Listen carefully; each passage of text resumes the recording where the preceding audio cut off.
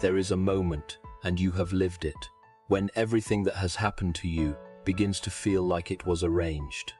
Not by luck, not by accident, not by the random collisions of a universe that does not know your name, but arranged, intentional, coordinated, like someone who loves you has been working quietly and without announcement behind every door that opened and every door that closed. You have felt this, maybe only once, maybe in the middle of the night when the room was still and the evidence of your life spread out before you like a map you did not know you had been drawing. And in that moment, something shifted. Something whispered, this was never random. None of it was random. But here is what I want to say to you before we go any further. Most of you have pushed that feeling away. You named it wishful thinking. You called it the brain's need for a pattern in a patternless world. You told yourself you were projecting meaning onto chaos because meaning is more bearable than chance. You convinced yourself that you were not special enough, not faithful enough, not chosen enough for the universe to arrange itself around your story. And so you filed that feeling under things that are too dangerous to believe, and you moved on. This script is not for the person who has never doubted that. This script is for the person who has doubted it the hardest. The person who has prayed and watched nothing change. The person who has trusted and been betrayed. The person who has hoped and been handed silence. The person who had sat in the wreckage of what looked like a plane and said quietly, to no one in particular, maybe none of this means anything. I want to talk to that person. Because what you called coincidence, heaven called coordinates.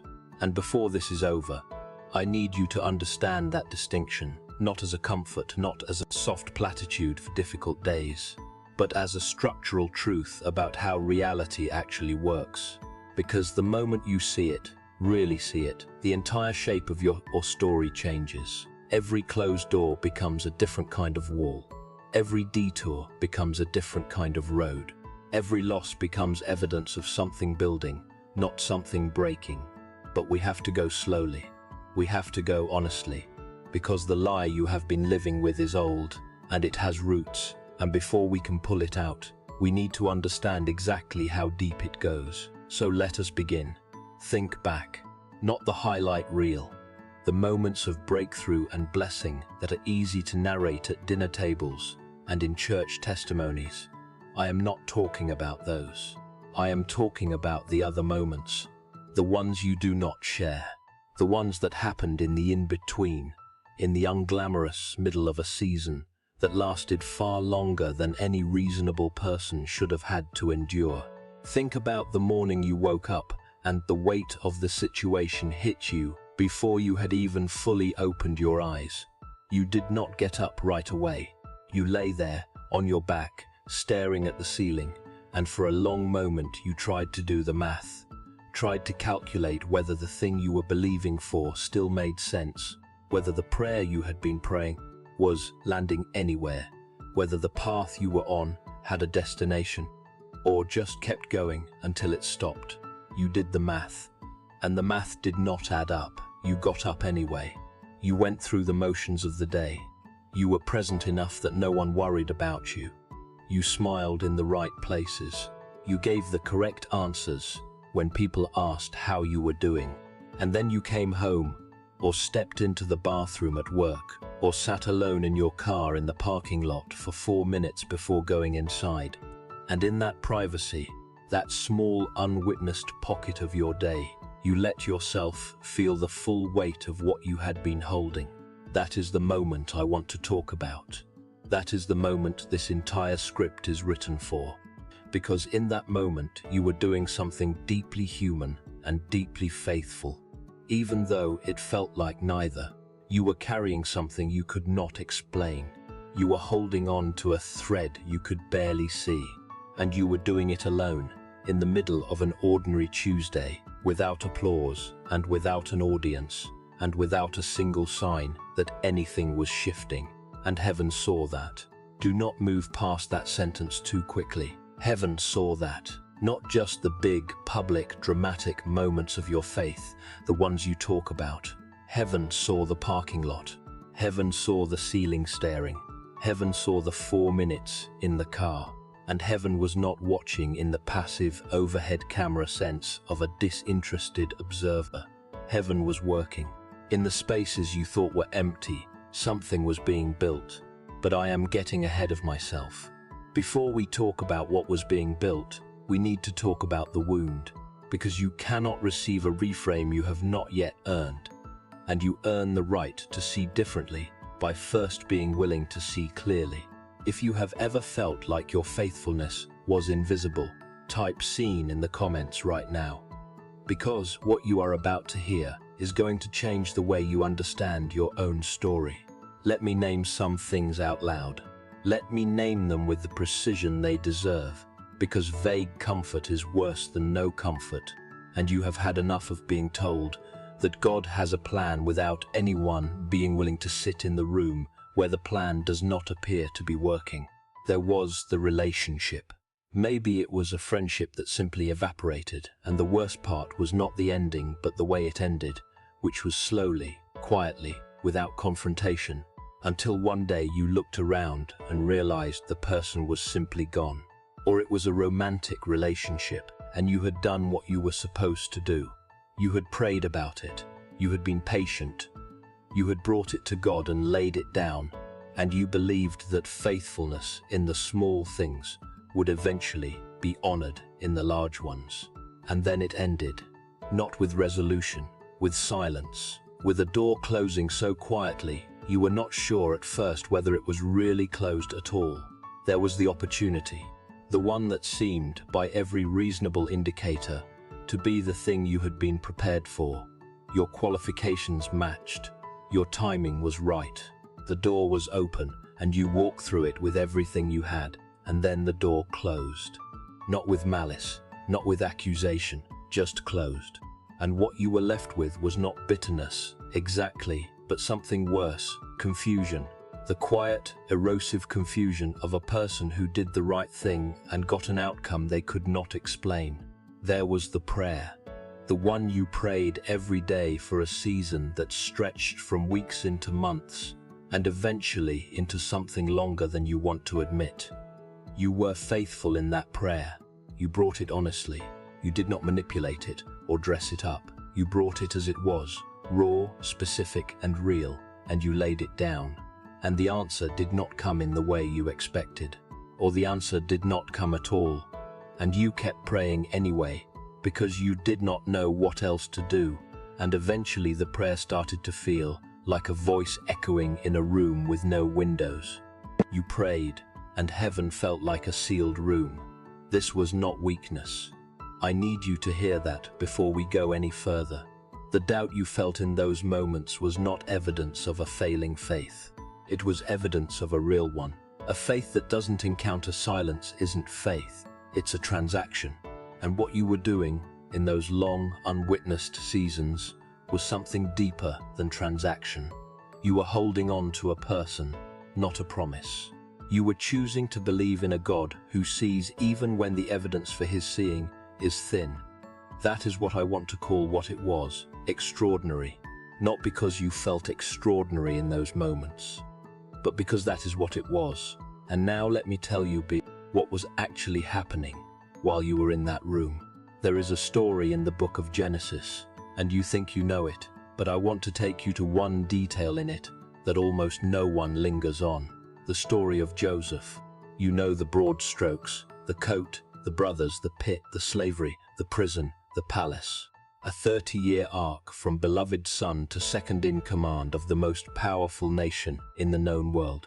You know the ending, reconciliation, restoration, and the jaw-dropping reversal that has given hope to people in dark seasons for 3,000 years. But I want to stop at one specific moment in that story. Not the pit, not the palace. I want to stop at the years in between. The text tells us that Joseph was in prison for a period after being falsely accused by Potiphar's wife. Then a fellow prisoner, the king's cupbearer, has a dream, and Joseph interprets it correctly and asks him, "Remember me when you get out." And the cupbearer gets out. And then the text says something that should arrest every one of us. The chief cupbearer did not remember Joseph. He forgot him. Now here is what the text does not do. The text does not give us a scene of Joseph's breakdown when he realizes he has been forgotten. It does not give us the moment where Joseph sits on the floor of his cell and lets the weight of betrayal, another betrayal, from yet another person who should have helped him, pulled him under. The text just moves on. It says he was forgotten, and it moves forward. What looks like an omission in the narrative is actually one of the most important things the story is telling us. Because the text is not omitting Joseph's suffering, it is assuming it and skipping past it to show us something else. It is showing us that the forgetting was not the point. The forgetting was the coordinate. God needed Joseph exactly where he was, in that prison, in that moment of being overlooked, for exactly as long as it took to arrange what was coming. If the cupbearer had remembered him on day one, Joseph would have been released too early. The Pharaoh who needed him had not yet had his dream. The moment had not yet arrived. The delay was not punishment. The delay was positioning. And here is the paradox I need you to sit with. What Joseph called abandonment, God called alignment. What felt like the universe forgetting him was the universe moving him into position for something he could not see from the prison floor. C.S. Lewis wrote something that I think every person in a slow, invisible season needs to read and reread until it stops sounding like religious language and starts sounding like a description of their own life. He wrote, "Imagine yourself as a living house. God comes in to rebuild that house. You thought you were being made into a decent little cottage, but he is building a palace." Read that again. You thought you were being made into a decent little cottage. You were okay with that. You had adjusted your expectations. You had told yourself that the smaller version of the dream was probably the realistic version, the version that did not require too much from a universe that had already taken enough from you. A decent little cottage, manageable, safe, and God was building a palace. The work looked wrong from where you were standing because you did not know what you were looking at. The demolition felt like destruction because you had never seen a foundation being laid. The timeline felt wrong because you were measuring it against what a cottage takes, and what was being built required a different order of time entirely. What you called delay, heaven called consecration. Now I want to shift tone with you. I have been sitting in your pain, and that has been necessary, and it is not over. But I want to move from comfort into something more demanding, because the most loving thing I can do for you is not to make you feel better. It is to tell you the truth. The real reason most people cannot see the coordinates in their story is not because God has been absent. It is because they have been looking in the wrong direction. And the wrong direction is not out there, not at circumstances, not at other people, and not at the seemingly random events of an ordinary life. The wrong direction is inward, specifically, the agreement you are still living under. Let me explain what I mean. There are three things working against you in a season like this. Three enemies that each play a different role in keeping you stuck in the interpretation that what is happening to you is random, meaningless, a collection of bad luck and missed opportunities, and a God who, if he exists, is not particularly concerned with the details of your ordinary life. The first is external opposition, and this is the one most people focus on. The situations that are genuinely difficult, the circumstances that are genuinely unjust, the people who have genuinely done harm, and these are real. I am not going to tell you they are not real. But the enemy of your breakthrough is not ultimately the external situation. The external situation is just the stage set. The real war is not on the stage. The second is the world system, the constant, low-frequency broadcast of a reality in which you are the product of your circumstances, rather than the architect of your response to them. The world system tells you that if things are hard, something is wrong with you, or with your faith, or with your God. It tells you that the measure of a blessed life is visible prosperity and clear forward momentum. And when neither of those is present, it tells you to doubt the thing you have been building your life on. This broadcast is constant, and you absorb it without knowing you are absorbing it. But the third enemy, and this is the one I want to stay on, because it is the most dangerous and the most invisible, is the old self. The version of you that was formed in a season before you understood what God was building. The version that learned through experience, through disappointment, and through the accumulated weight of prayers that seemed to go unanswered. That the safest thing is to expect less, to want it smaller, to protect yourself from the height of hope by never fully climbing that high. Lewis understood this enemy with devastating precision. In the Screwtape Letters, he wrote through the voice of a demon giving advice on how to destroy a human. The safest road to hell is the gradual one, the gentle slope, soft underfoot, without sudden turnings, without milestones, without signposts. That is what the old self does. It does not announce itself. It does not stage a dramatic confrontation. It simply makes smallness feel like wisdom, and slowly, without you noticing, the ceiling of what you believe is possible drops lower and lower until you are living in a room where you can barely stand up. Right now you are thinking, but I do not think I am stuck, I believe. I pray. I am doing the work. And I want to say to you directly, with love and without apology, believing and praying and doing the work while still operating under an old agreement is not freedom. It is faithfulness in a cage. And the cage is not outside you. The cage is the story you are still telling yourself about what your life is. If this is describing your exact situation, if you have been living in that agreement without even realizing it, type "This is me" below. You are not alone in this, and you are not stuck here.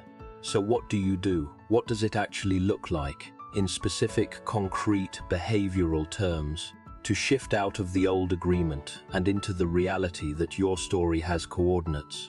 Because I am not going to tell you to just trust God and send you home. That has never helped anyone. So let me give you something specific. The first step is this: stop narrating your life in the past tense when it is still being written. The most damaging thing the old self does is take closed chapters and treat them as the conclusion of the story. The relationship that ended, the opportunity that did not materialize, the prayer that was not answered in the way you hoped. Your old self wants to make those closed chapters into a summary of who you are and what you can expect. But a closed chapter is not a summary.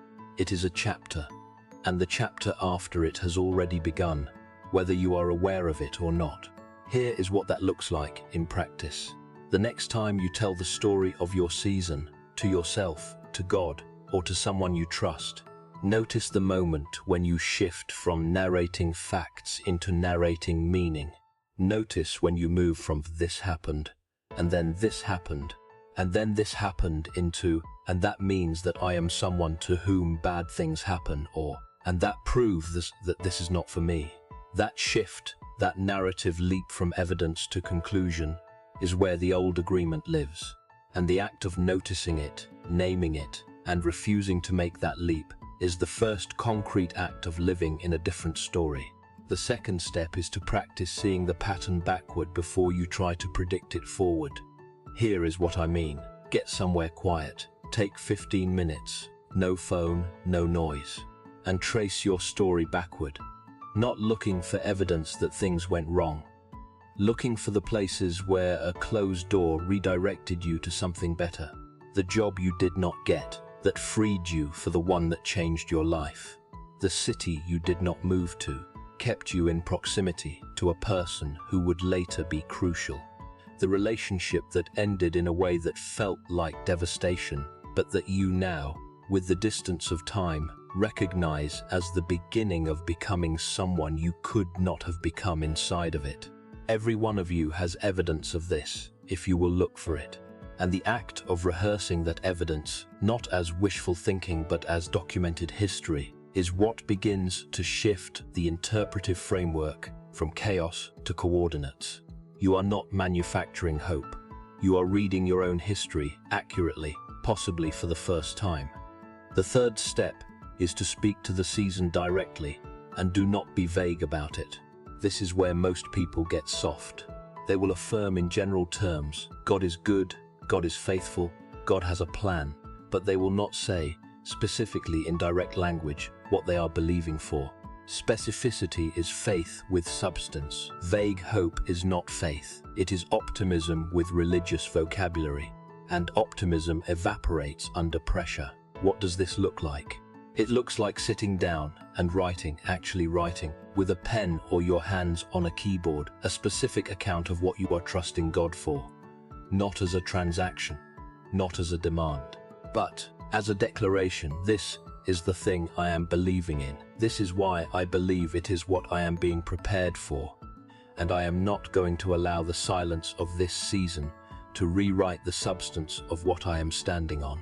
Specificity creates substance, and substance does not evaporate when circumstances get difficult. The fourth step is this, and it may be the hardest one. Let the people who need to leave, leave. Some of you are pouring energy into relationships, associations, and spaces that are anchored to the old version of you. And those people are not bad people. They are not enemies. But they knew you when you were smaller, and they cannot see who you are becoming.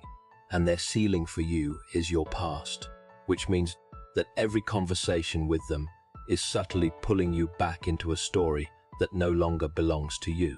The kindest thing you can do for them and for yourself is to love them from a healthy distance and stop needing their permission to be who God is making you.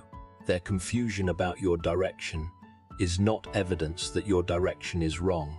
It is evidence that the palace looks like a demolition site from the outside, and not everyone has eyes for what is being built. The fifth step: return to the word before you need it. The season you are in will get harder before it gets easier, not because God is punishing you, not because you are doing something wrong, but because the final stretch of a long building process is always the most demanding. The pressure increases as the deadline approaches, and you will need a foundation under you in those moments that is stronger than your own interpretation of what you see. Which means getting into the word not as a crisis response, but as a daily construction. Before the pressure comes, before the silence becomes unbearable, before you are in the parking lot doing the math that does not add up. The word before you need it becomes the word that holds you when you need it most. If this message is speaking directly into your season, subscribe and write the word "ready" in the comments, because something is already shifting, and I want to be here when the door opens. I want to tell you about someone. I am not going to use her real name because she did not ask to be a story, but I want you to hear her because she was in a season that I think some of you are in right now, and I want you to know how it ended. She had been waiting for 7 years. 7 years of faithfulness in the same posture, praying the same prayer, holding the same hope. Watching people around her receive things she had been believing for, while she remained in what felt like a permanent waiting room with no indication of when her number would be called. She had done everything she knew to do. She had not grown bitter, though she had been tempted to. She had not stopped believing, though there had been months when believing required more from her than she felt she had. She had kept going, quietly, without applause, in the ordinary Tuesday way that no one ever writes about. And then things began to shift, not all at once. The way it happened was slow, and it was small, and she almost missed it. A conversation here, an open door there, a connection that seemed minor in the moment, but that she would later recognize as the first coordinate of the next chapter. Within 18 months of that first small shift, she was living in a reality she had stopped believing was possible. Not because it was delivered to her fully formed from the sky, but because she had been prepared specifically, exactly, and precisely for what it required. She had the endurance it needed, because she had been practicing endurance for 7 years. She had the character it needed because the waiting had built something in her that the arrival could not have produced on its own. What looked like delay had been instruction. What felt like absence had been formation. She told me later, "I understand now that none of it was wasted. Not one day of it. I want you to make a declaration out loud.